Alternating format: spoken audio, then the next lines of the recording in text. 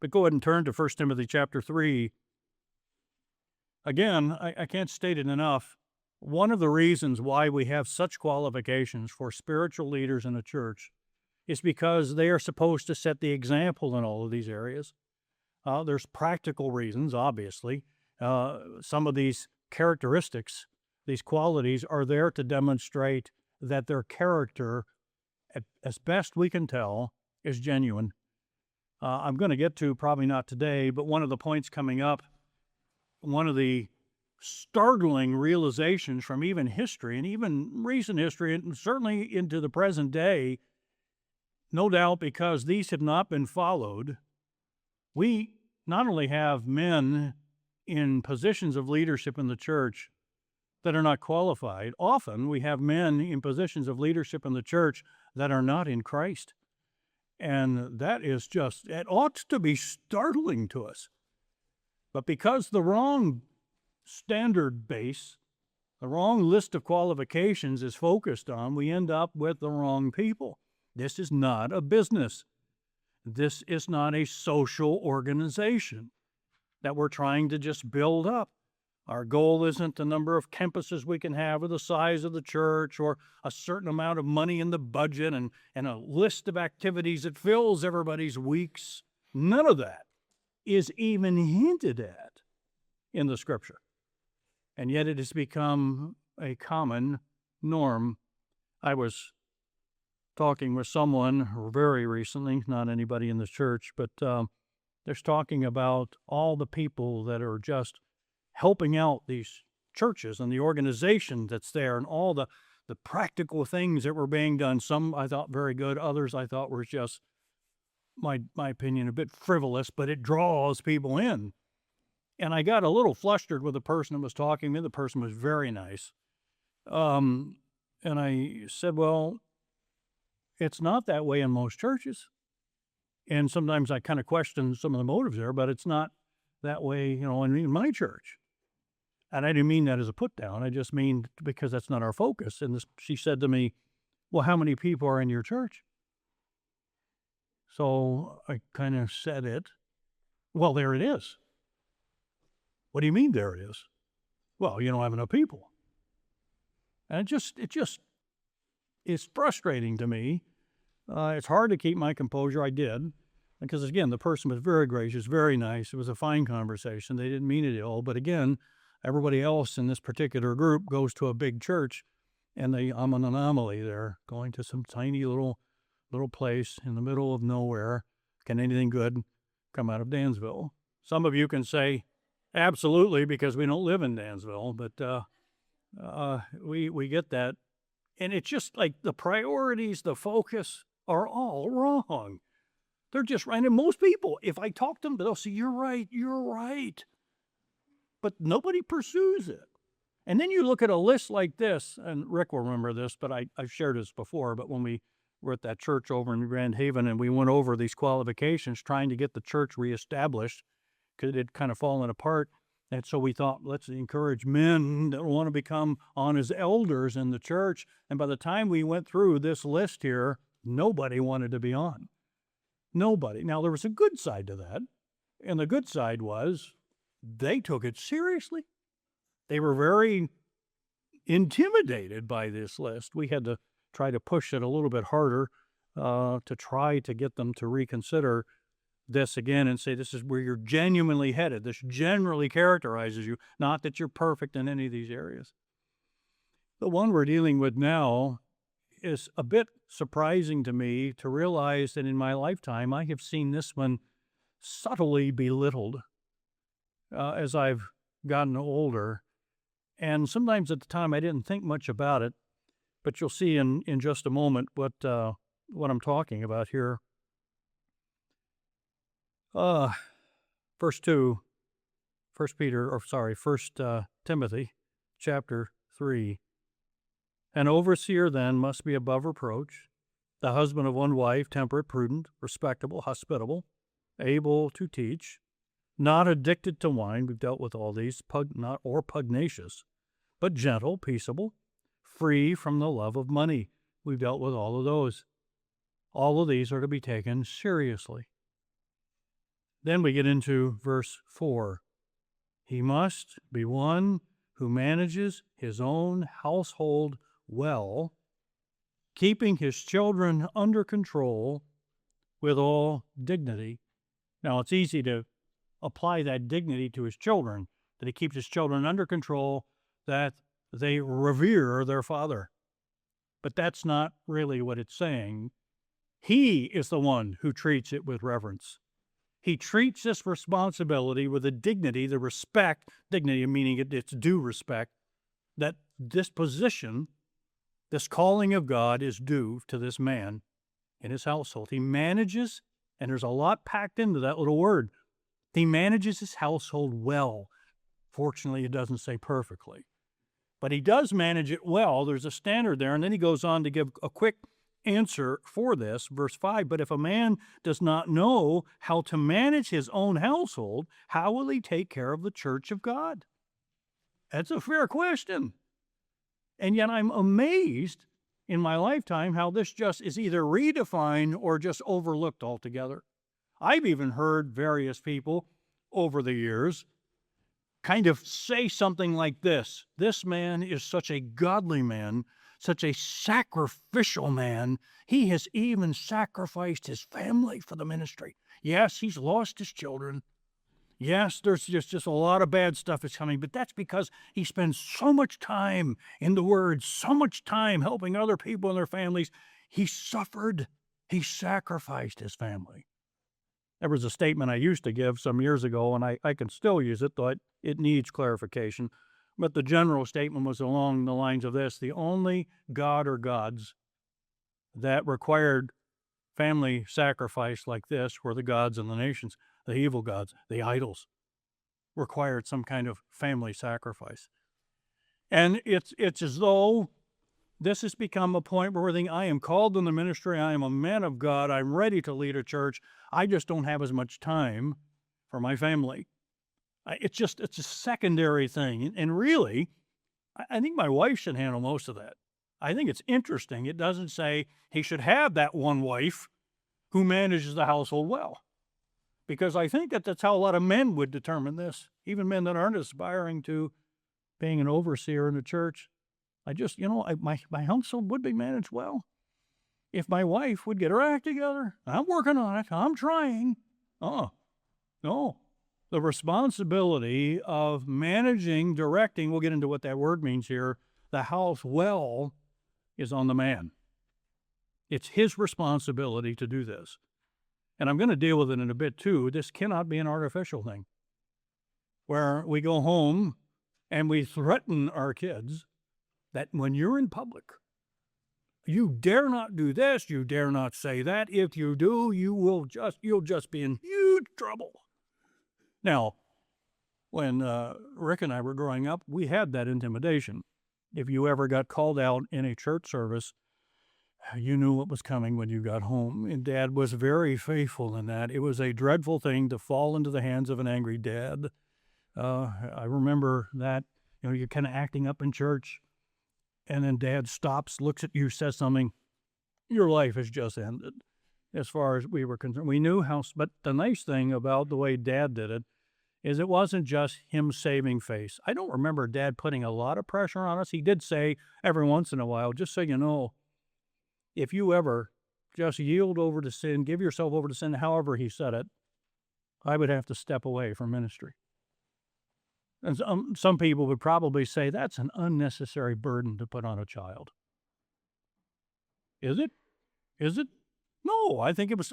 Dad was really good at trying to share ministry responsibility. And we knew at the very least, if I didn't feel like I was involved in anything official, I certainly had that responsibility to behave myself and to represent the Lord, represent the truth, and then represent my dad in a reverent way, in a good way. But it just seems like it's lost these days. It's just not a big deal. And there are men out there who are part of ministries, especially ones that have just taken off, and they're huge, and they're losing their families, many of them losing their wives. And when it comes up, it's treated as though it's just not a big deal. It's not really. I mean, look at this man. Look what he's done. I mentioned somebody a couple weeks ago where the church was folding, and the because of this man's irresponsibility managing himself and his home, and people are just saying, "But look what he built. He can't be done. Yeah, look what he's done." Yeah, but look at 1 Timothy 3 and how many, or Titus chapter 1, how many people would say, "Oh, come on." And that would be the response we would get because we don't treat it seriously. This has been a verse, because of how my dad approached it, that has intimidated me in thinking I would have to step away if I felt like this one was messed up with. But my approach, like again, I think we learned from our dad, was not to come up with some artificial approach and threaten them every time we got them home, but to actually be focused as a number one priority on the genuine spiritual growth of our children, that we actually had to invest the time. We had to do it. Is it an easy job? No. No.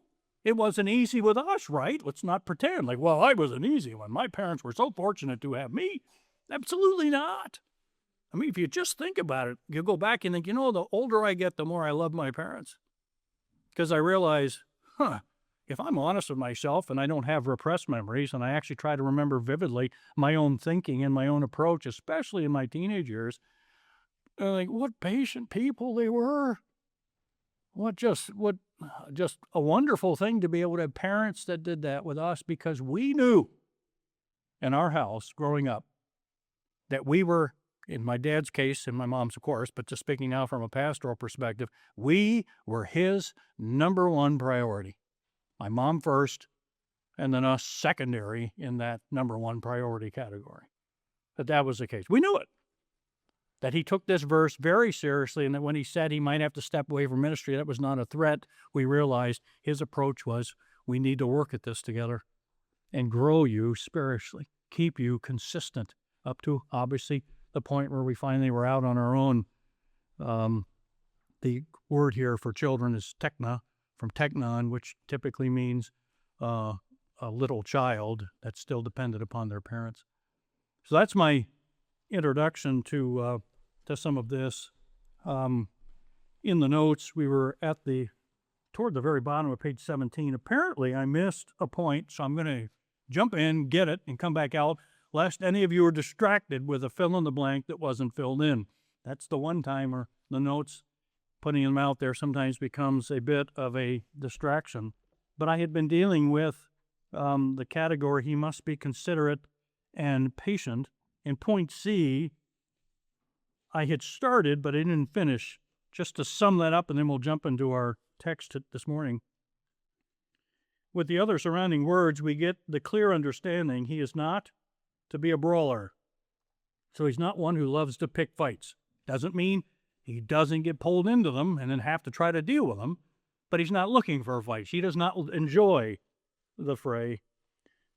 Also translated striker. He does this by avoiding becoming actually physically violent. That's the core meaning of this. Some of us, it comes a bit easier because we're not, have an impressive size or physique that, violence is something we would welcome. Sometimes it's kind of a bit of a benefit not to be just a hulk of a man just ready to take on any competition out there in a physical fight. But we certainly have seen plenty of people that it didn't matter how big they were, they just would pick a fight with anybody. And that's not allowed. Not allowed in the church leadership. This is doubly emphasized by the inclusion of also adding not contentious. So it's not just physical violence, but not contentious, providing a broader idea of one not looking for arguments. As I just mentioned, it's just not what character. They're not looking to argue. They don't love the argument. Arguments may come, but they seek to avoid disagreements with attitude. Disagreements with attitude. Now, I think there are some arguments that are perfectly fine and necessary. It's when the argument starts to take on attitude, it spirals out of control. So someone might come to me and say, Do you think arguing is always wrong? I would have to answer just from my own vantage point. No, no, we're going to argue. I was just talking with someone this past week, and he kept saying, well, I don't want to argue, Don. Not again, somebody in this church. I don't want to argue, Don. I said, we're not. But we are kind of hard. There's nothing wrong with this type of arguing as long as we don't get upset and don't develop an attitude, which takes at least two to avoid that. So that was the concept there. We dealt with then he must not be a lover of money, literally meaning he does not, the friend in an obsessive way of silver is the underlying Greek concept there. And then here's where we are today, point 11, toward the very bottom of page 17. An overseer must be one who manages well his house, seen also in submissive, well-behaved children. This is it. And I don't doubt there's plenty of men out there that say, this just isn't fair. It's just not fair. I mean, you don't know what it's like to have a strong-willed child, someone might say. And maybe some don't. This isn't a matter of fairness. Or, I've not heard this actually, but I wouldn't doubt that some men might think, well, I just, they get this from their mother's side. And not from my side, we're kind of peaceful, nice little people. No, it doesn't work like that. This is just across the board. A man that aspires to be in spiritual leadership must manage his house well, and one of the outworkings of that, his children must be submissive, obedient. They must be submissive and obedient. And if we can't do that with our children, who we are closest with, who we have a natural affection for, why would anyone in their right mind expect that such a man could somehow, he didn't do well at home, but he does well at church? No, that should be a total contradiction in our thinking. Are there strong-willed people in churches? Yes, that would be a laugh line in most places. Of course there are. Are there people that are self-focused, selfish, mean, struggling with all sorts of sins? Yes. And in some ways, we don't have nearly as much control or influence over them as we do our own children. So the more you think about it, the more you realize, if a man can't manage his children and his household in general well, he should not even be considered to manage the church. And the problem, again, many people have with this, but he's so good in so many areas. He's a genuinely godly man, and because of his godliness, his children react to him. It's probably conviction. Okay, we can yield every one of those arguments, but it doesn't change the standard. It doesn't change the standard. Is it somewhat of an intimidating thing? Yes, it is. It is, because we would love to just force our children into everything right. But we can't do that. We are unable to do that. So it's just where you think, but aren't there some truisms in the scripture? And I don't mean to belittle this. Truism is a fine word. Generally, it's a truth. Proverbs is full of truisms. One of them is Proverbs 22:6. Train up a child in the way he should go, and when he is old, he will not depart from it. That's generally true. And a lot of people say, but we tried that. Until you get to that wonderful word picture in the word train in Hebrew. Some of you remember it. I love to bring it out and not explain it at first, because it does sometimes bring about a reaction. Train up a child. What does the word train mean? Choke. People, I don't, you telling us that your parenting method is you choke your children into submission? That's not the picture. I got to clarify this lest it's ever used in the future. You must be a child abuser. I thought I saw some marks around your children's throats. No.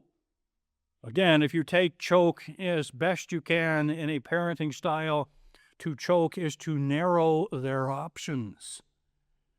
You narrow their options, which parents generally should do. Well, not generally, we should do. There are things we as parents decide you are not allowed. I don't care what you say. You throw any argument that you want at me. You are not allowed. I am narrowing your options, which is getting harder and harder, it seems, practically speaking, with the rise of all the connections to the internet now out there and the supposed genius of AI, which I love to stress. Don't forget what A stands for. It stands for artificial. I see the word now recently in my fascination with self-driving cars recently. Sentient. Someone said that about some of the cars out there. They are reaching a level of sentience, self-awareness. No, they're not. They're just not. I'm sorry. That's a real loose definition of sentience. But I get where people want to go. And then some people think, well, that's clear. Clearly, AI is smarter than my parents. And this is where we've got to be so careful and how we define smarts, how we define intelligence. And I'm not jesting about this, and I'm not speaking ignorant. I've done a lot of reading, just side reading, listening mainly to books out there on AI, just wanting to stay ahead of the curve of where it comes from. How does it communicate? How do we know this? How does it work? But it's not smarter than we are. It's only as good as its input. And the same is with our children. And all of our children are different. Tammy and I had 14 children. And I don't know how many times people ask me, so you get some repeats in there? No. They're all different. They're all different. They think differently. They have, there's a lot of common traits that they have. But there's so many differences in each of our children. And a wise parent, if you're train up a child in the way he should go, which is the next phrase people also miss, according to one of the underlying applications of that is according to his God-given bent. You narrow their options once you've determined, or as you're determining, their God-given bent in particular for them. Because that's why sometimes our children will say, well, you treat them a little different than we do. And when they're older, you can start to talk about them. Of course I do. Of course I do. It's not a fairness. It's never been about a fairness issue. A parent that's driven by fairness is usually headed for trouble. It's precisely learning each of our children, and the only way we can do that is to find some way to talk with them. And some children open up and share everything about themselves. And some of our children, they're really hard. They're not going to open up for whatever reason. They're very closed. And it takes a lot of work to try to learn that child. But we do it. We must do it. Everything we can, and it might take longer. And we likely ought to be a tad bit obsessive about it. Not that we lose our minds or whatever, but that we're obsessed, where it's constantly on our minds. This has been something that haunts me, and I hope in a good way, where you look at your children and you think, I don't know what they're thinking.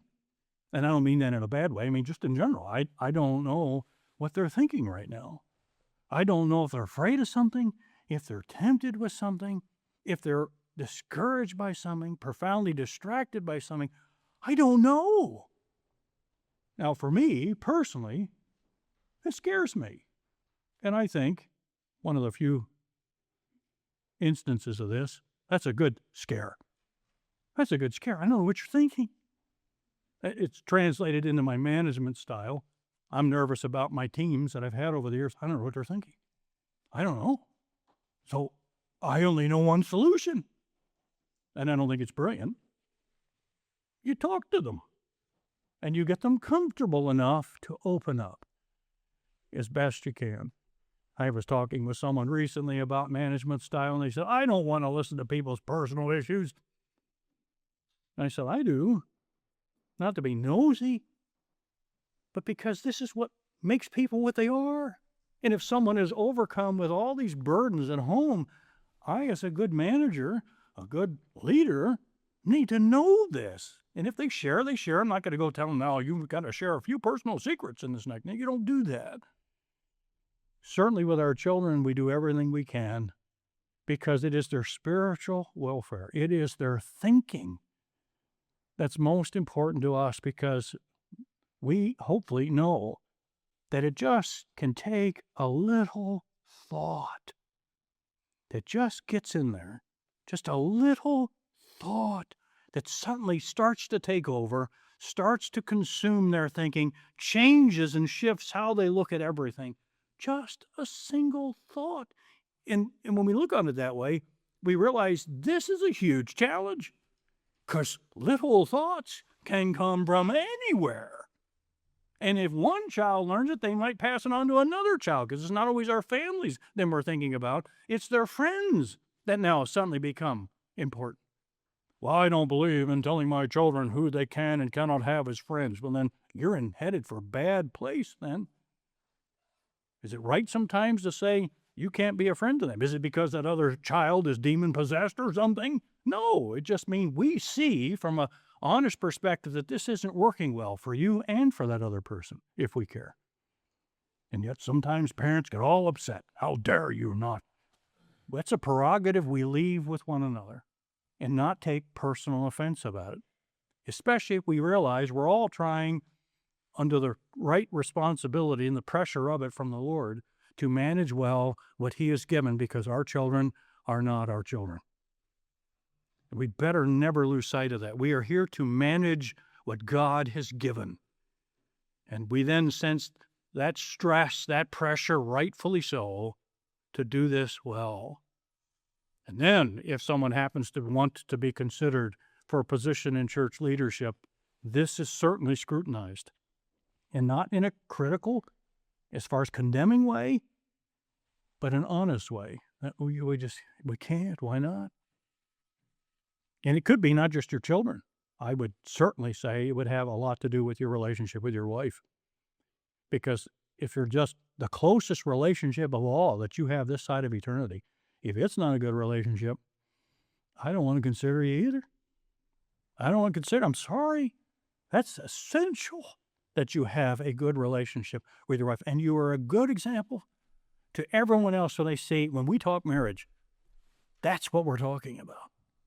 That's exactly what we're not talking about some facade. Well, honey, when we get to church, let's look like we actually like each other. No, the genuine thing, and the people that will know if it's genuine or not, are our children. Children, especially into those teenage years, seem to have a gift of spotting hypocrisy. Just hypocrisy. And it needs to be dealt with. So that's my intro into this. Point A underneath 11 there. This requirement is and would be more difficult to assess if the man is not married, and that's just a fact. Does a man have to be married? Some say yes, some say, well, it doesn't actually say that. Okay, I'm good with that. But this is definitely another harder one if the man has no wife and no children. There are men who do have a wife, and God has not blessed them with children. So I don't look on this to say, well, you can't be because, okay, you're married, that's fine, but you don't have children, we can't tell. This is where then I would retreat back and say, well, then at least any other relationships they have with what family they have, how have they behaved themselves? Neither, though, are required, though, generally speaking, it's an accepted norm.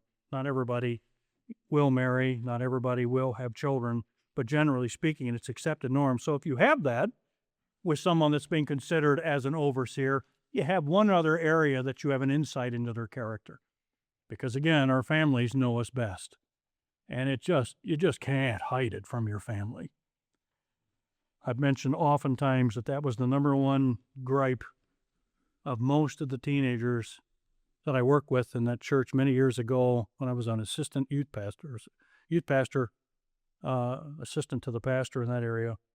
And so many of them, the majority of them said, my parents are hypocrites. You all think that they're just such good people, but they're not.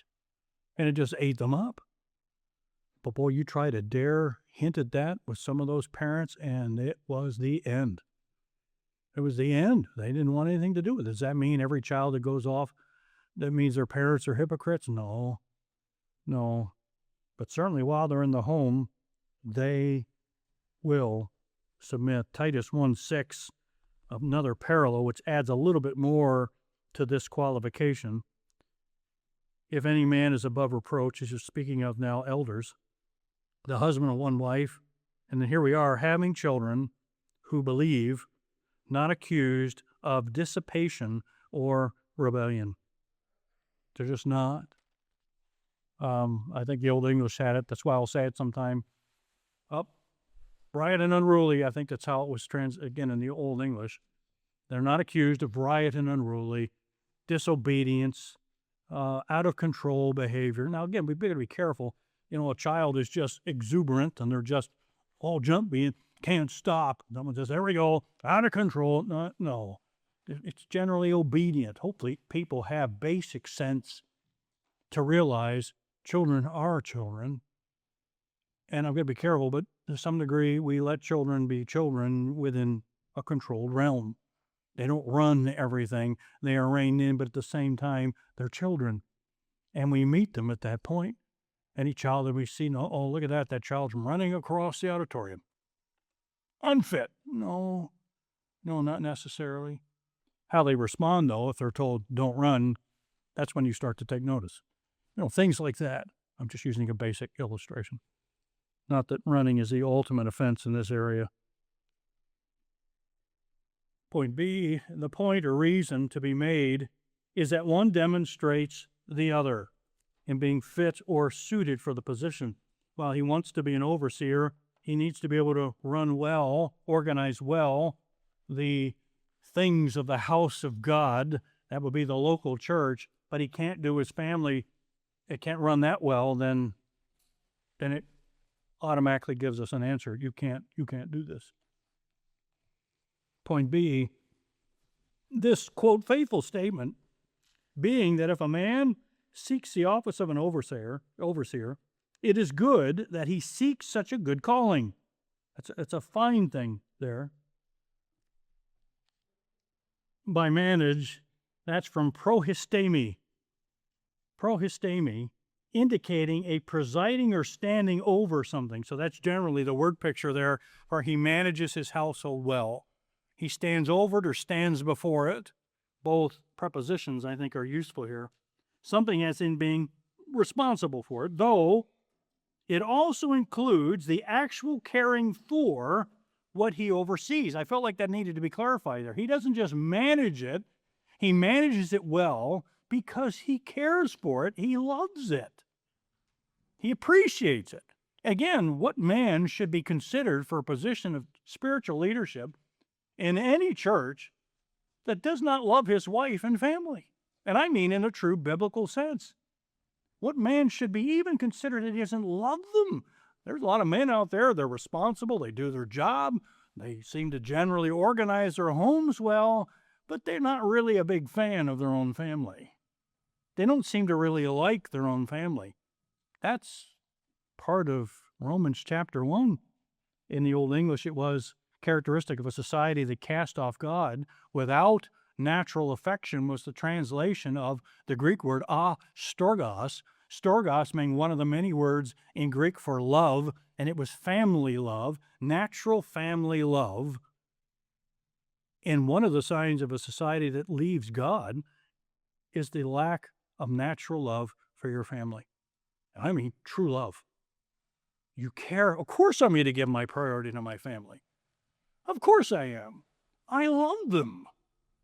And hopefully, it may take time. I understand when our children are little, and sometimes some of them, when they get in their teenage years, are still struggling with the understanding that their parents actually do love them.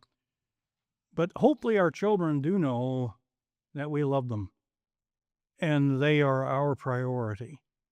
I just don't even always have to, it doesn't hurt to say it once in a while, but I truly love you. And here's how we show it. I care for you. Here's how we demonstrate it.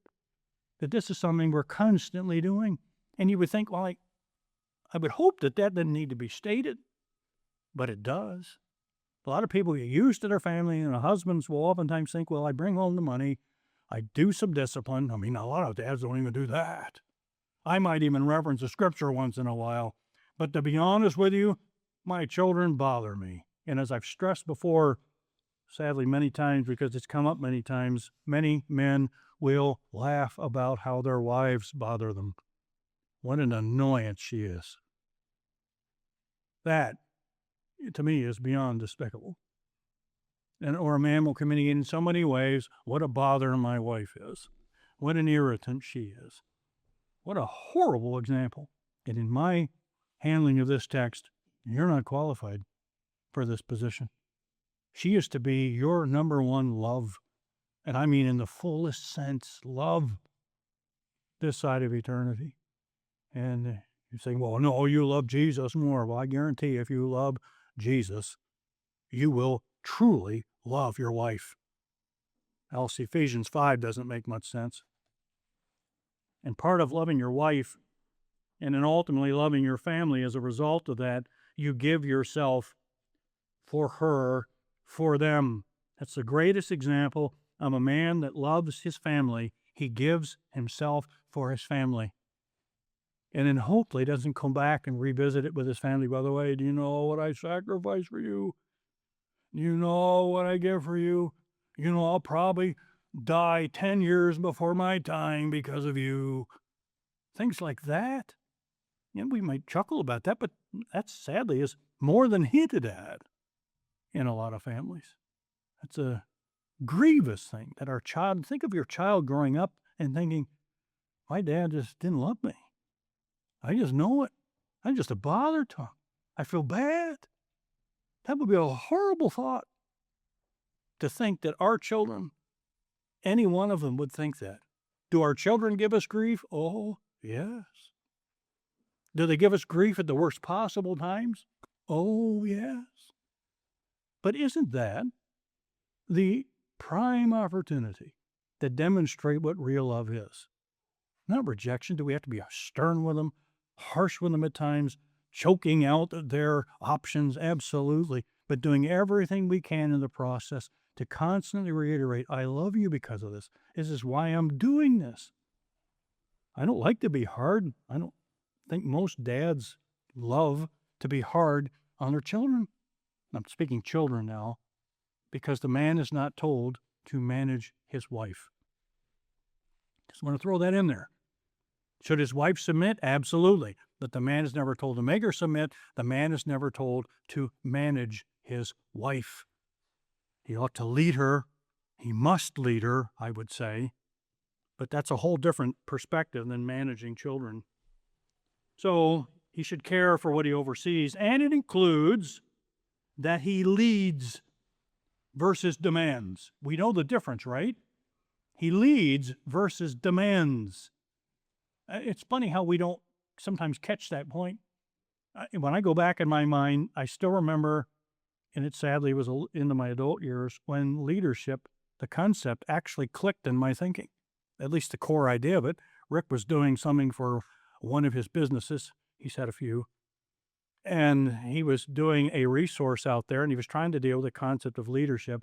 And he said something in a basic way, and it just stuck in my head ever since. He leads. And it sounds really simplistic there. He said more than that. It was brilliant. I just can't pull it up. But the picture stuck in my head. He's in front. He leads. People follow his lead. And it's amazing how many leaders have forgotten. No, I'm the leader. I'm the boss. I tell you what to do. No, a true leader steps out first, is with team the whole time, not just sitting in their office, barking out orders. I'm the boss. I'm the leader. You do what I say. It should be, no, you do what I do. The rest of that point, part of managing his household, he is organized and structured inasmuch as his household is not in disarray. And a few examples of telling whether or not a household is in disarray, I'm not going to go to the point where saying he keeps a neat and tidy desk. That would be, Rick has gotten on me that so many times. I'm always nervous when he comes up that he'll peek into my office because my desk is not neat and tidy. I don't think that falls into this category. We'd be glad to argue this one. But generally speaking, as far as his life is concerned, he's got it maintained. Finances is usually a big one. Does he manage his finances well? Is he in control of that? Doesn't mean he's wealthy, but does he manage his finances well? Are those controlled and organized? His house as an organization is structured enough. It's not out of control, especially while the children are young. and there's a routine that is followed. And again, a lot of men would say, that's my wife's job. Not according to this. Hopefully, she is organized and can manage that part of the household there well, and schedules and other things to keep the house in order. I was fortunate to marry someone who was extremely organized at managing the household and its structure and its daily organization. But I think the man is ultimately responsible for making sure that happens. Off to the left, the ruling here, he rules his house well, based upon all that has gone before and other texts. Isn't just he's a good administrator, that's part of it, but it includes the spiritual leadership of his home. The spiritual leadership of his home, which will necessitate leadership by example. The underlying Greek, picturing one who stands, and I underlined it, before. He stands in front of his family, not just to rule, but he stands to lead by example. He should be able to tell his children, especially in this case, follow my example. Do what I do. Have the same priorities I have. The same relationship with the Lord I have. That he should be able to say that. Because that usurps everything else. He may not be the best, organizing, the repairs of the car, or the schedules of necessarily of everything that's going on out there, and being able to just have the neatest desk that anyone's ever seen. But when it comes to the highest of priorities, the spiritual leadership in his family, everybody knows he's a leader. And I don't mean he's the boss. I mean, he is the example. And he knows it. It's good for our children to see, especially we dads, to not see perfection. Don't worry, our children won't. It's good that they don't see perfection, but they see, what do you do with your issues? Do you have issues? Better not say no, or we'll call in your family and they'll help point them out. We won't, but it's kind of a fun little threat to hold out there once in a while. Imagine that before you're considered as an overseer. Those considering you bring in your family and they interview them privately. Wonder how many men would say, oh no, we're not going there. Or how could we handle that? I'm not saying that we should do that, but just that we should be ready to think, well, okay, that'd be fine. You're probably going to find out some things you may not like, but here's what I'm doing about it. Ask me about it. I know this. Here's what I'm doing. Or I didn't know that, but here's what I'm going to do. That's the type of leader husbands, fathers ought to be. And the overseer had better set the example of this, that they are genuine examples to their entire family, not of perfection, but of men that are flawed. But how are they coming at it? What are they doing? Is it embarrassing as a dad when we realize, my children just saw a very undisciplined side of me, an unguarded side of me? Oh, yeah, it is. But the worst thing we could do is come up with a way to pretend like it never happened, but to own it and then try to demonstrate.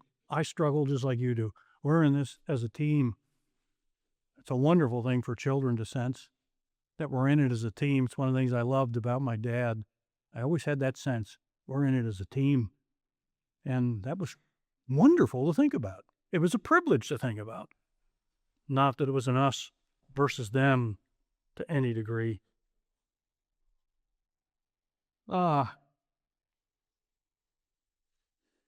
Point B or D, Paul specifically clarifies that this is seen in that his children are controlled. That's a fair translation there.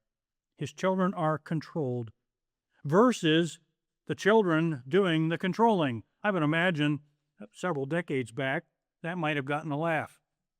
People would have thought, children controlling? When did that ever happen? No one laughed here now, though, right? Because I think we look around and think, oh, no, that seems to be the norm now. Parents have children so children can tell them what to do. And hopefully all of us look on that and think, that's utter nonsense. But even throw in the word insane in that one. What kind of parent would look to their children to tell them what to do? Now, I will admit, as our children get older and wiser, it kind of is nice that it's no longer that parent with a little child, but we can compare notes. We can learn, but that honoring, that general honoring, is for a lifetime. We honor our parents all the way through. But a lot of parents, a lot of think, oh, I'm just going to force that one on my kids. No, don't you at least want to try to earn it? Well, they're told to do it. Earn it. It's like a man saying, my wife is told to submit. But wouldn't you be pleased to think you make it kind of easy? I'm amazed at the number of men. It's just like it never crosses their mind. My wife needs to submit and she's not doing it. I'm having to get stern, having to get hard. But I think I would rather look back and think Tammy would look back and think, this is easy. It was easy to submit. He's not a browbeater. He's not a demoralizer.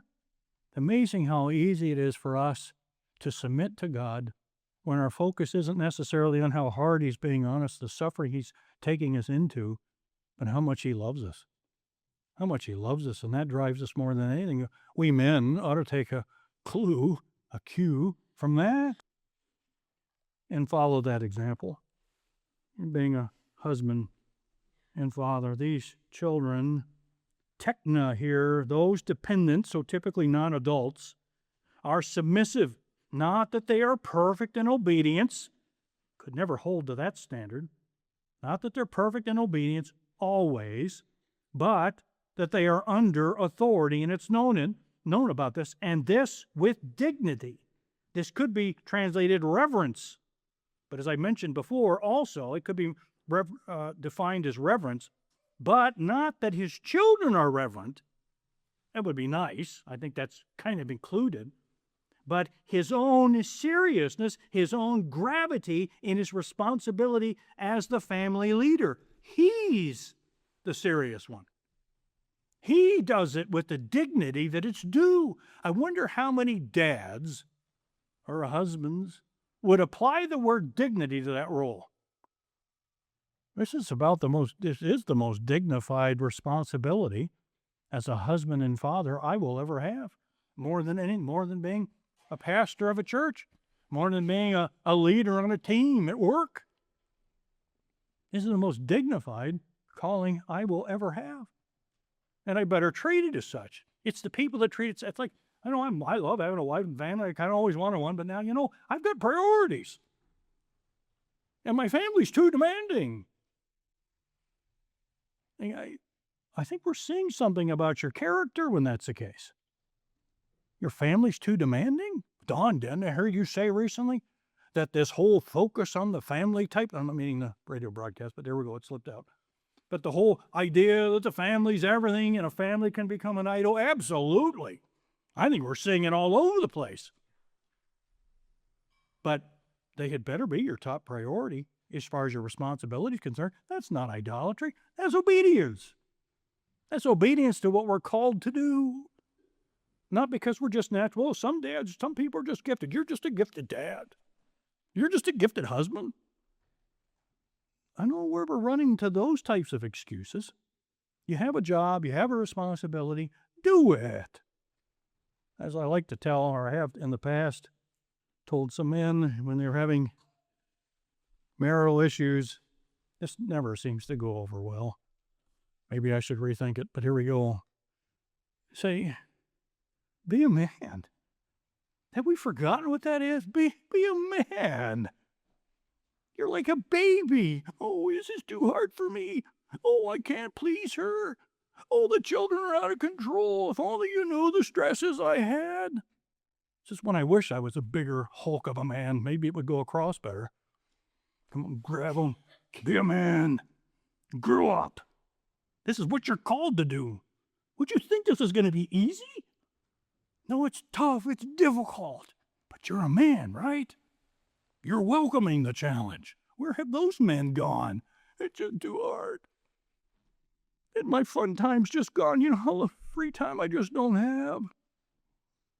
I'm just weary of this, not because I'm just a naturally gifted person. I'm certainly not. But because of what we see laid out so plainly throughout Scripture. That's the case there. Of how a man ought to be as far as managing his own house. He stands before them as a leader. He should be someone they all can follow the example. Again, I understand people say, well, I didn't grow up in a family like that. Doesn't give us a way out.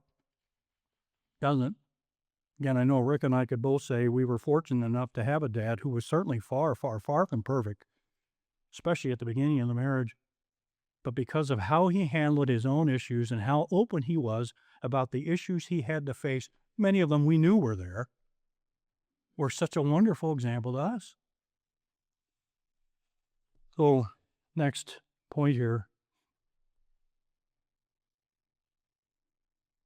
Being a good husband and a good father are directly tied to this qualification. All men should be serious in this responsibility. All men.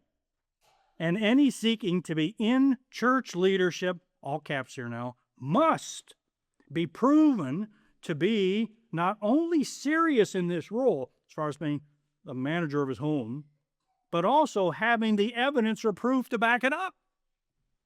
Go ahead, scrutinize my family, but scrutinize it on a fair basis. If you're going to scrutinize my family for perfection, I will fail. I will absolutely fail. Nothing against my family. But I will, because that's not the point.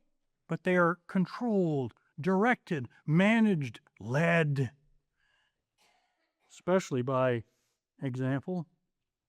Off to the left, this qualification must never be one that is sought in externals only. I can't stress that enough, because many men could fake this one. It's sought in externals only. In other words, browbeating or threatening children to obey in front of others. That's a common mistake. Ought we to tell our kids, now there's some things you shouldn't say in front of other people? Sure. That's Romans 14. That's 1 Corinthians 8. There's some liberties we might take. Please don't go tell them to all the world. But oftentimes our children catch on to what we're doing. We don't want people to ever see what you really are. It's going to come out sooner or later. We're going to see the flaws in each other and easily see the flaws in each other's children. It's going to be easy to do. We could see the flaws in each other's children. Don't act like we don't see that. We do. But what do we do with it? How do we encourage one another? Even if I see someone else whose children are struggling to come up and saying, oh, come on now, get your act together.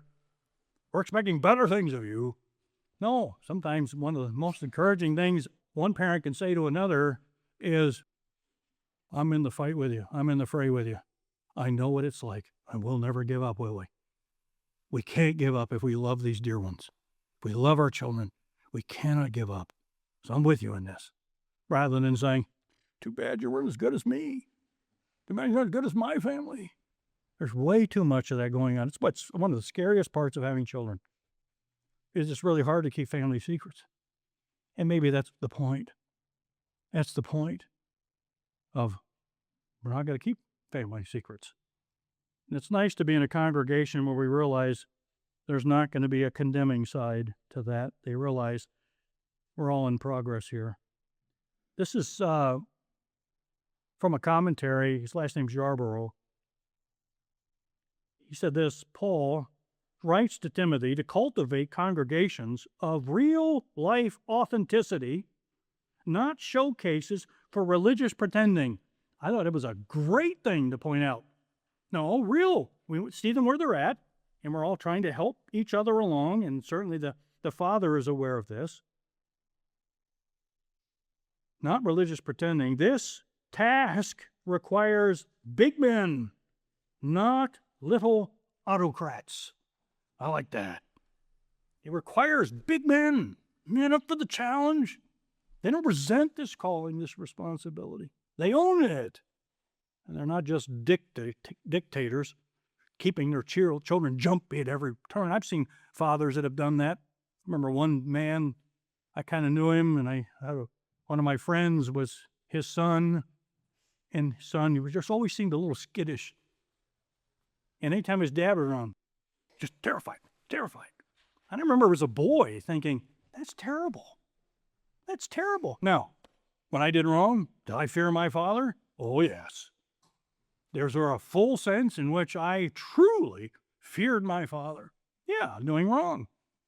but never to a skittish, jumpy sense. The one thing that was always nice is that when wrongs were found, a path to a solution was always presented, and patience with it.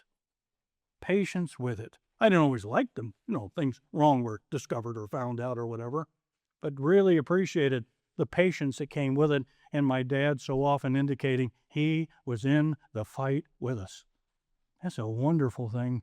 That's what we want in a church leader, right? Who wants a church leader that's perfect? I know you all figured you had it, but you don't. Who wants a church leader? We don't. We will see the flaws, even in our church leaders. But how are they handling it? How do they approach it?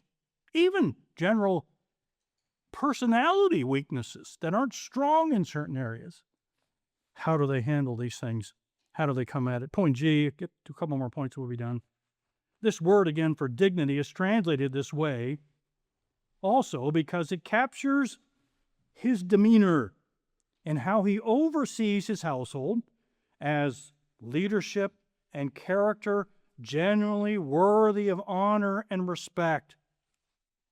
Not one getting respect by just demanding it. I remember this friend I just mentioned, his father, and there's nothing wrong with this, but how he came at it, I still to this day cringe when I think about it. He made sure all his children called him sir. Now, there's nothing wrong with that. Oh, but it's how he came at it. Sir, you call me sir. Yes, sir. My children, to my knowledge, have never called me sir. And I feel generally respected. Maybe you can practice it sometimes, kids. I'm joking, of course. So, he's generally worthy of honor and respect, not one who gets respect just by demanding it. He's not just demanding it. There is a sense in which he enforces it, pushes it, but he wants to truly earn it as a true leader always does, which sometimes takes some time, thus the patience and consistency. Sometimes that's the best way. Why does some discipline work and some discipline doesn't? I have found, generally speaking, not always, but generally speaking, the discipline that doesn't work because it's not consistent. It's not steady. It's not reliable. No, it's why that counsel that was given to us back in college, and then they said never threaten, always promise. That was parenting advice. That sound terrible? Never threaten, always promise. And that's the case. So your children know, he said it, it's happening. It's not a threat. Children, all children, sooner or later will test whether or not it's a threat. And will oftentimes find out if it's just a threat. Point H, this is all important. For it is an indicator that he is capable, proven in his household management, he's capable to be up to managing the church of God. That would be, in our case, the local church. This is not a suggested qualifier. Well, you've got all these others. He meets 90% of the qualifications. It's not that kind of list. If he meets 90%, he's not qualified. This is not a suggested qualifier, but is non-optional. He may be up for other responsibilities. He may demonstrate he's strong in those other responsibilities, but if he's unable to manage his first priority, it proves he should not be trusted with more. He just shouldn't be. This is why it's a qualification. And again, not just a qualification so that he can be an overseer, but so that he can be an example to all the other men that will ever come along as to what a husband and father ought to be. They should be someone they can mimic. Off to the left, many will downplay this one and others in this list because the man is qualified in other ways. Okay, he's not the best husband. He's not the best manager. But do you see what this man does with any organization he's ever touched? It's grown. He is a wonderful construction specialist. He's a wonderful financial expert on these things. This man has connections all over the place. I can just see all the potential that will come. Yeah, but look at his family. Oh, it's just secondary. Everybody struggles with their families. It's almost as though God puts a top priority on family. That he actually does. He puts a top priority on family, that this is something that must be a top priority for us. And if he doesn't have a wife and children, then I would say look beyond it and how they deal with others. Like in Rick's situation, he's not married, he doesn't have children. I don't think it makes him unqualified, so then fine. Then let's go look, how does he deal with the rest of the family? How does he deal with them? Look what he's doing for his sister and brother-in-law and things like that, and trying to think, okay, these are other things we can look for demonstrating overall character. Many will look for someone else because they're qualified in other ways, but church leadership is to be held to a higher standard because of their role and influence. If we become a leader in a church, this is the highest leadership calling other than maybe not maybe, but than our families. The highest organizational leadership calling we could ever have. It's a good thing. But with that comes unshakable qualifications. And finally, point I, the world, this age, often belittles the importance of the home, comparing it to the secular and even moral or religious priorities of its day. That it, rest people, everybody's losing their families out there. I don't expect any different from our pastor, our elders, our overseers. I just don't expect any different. Well, the Lord does. So if you don't expect it, who made you boss? That's one of those rare times, or one of the good times when it's good to bring that one up. Who made you boss? They're not. The church must always, in every way, acknowledge and promote the value and importance of the home, the family, it being God's foundational institute, his institution. God made the family. That's his institution. The church is God's institution. There are a lot of parachurch organizations out there competing with churches. They are not his institution. They're not. The church is. A humble little local church with its weekly meetings. That's God's institution. It's treated with a far greater, a higher priority. And we treat it as such, which is why then these are qualifications. We'll get into the one next time. He cannot be a new convert.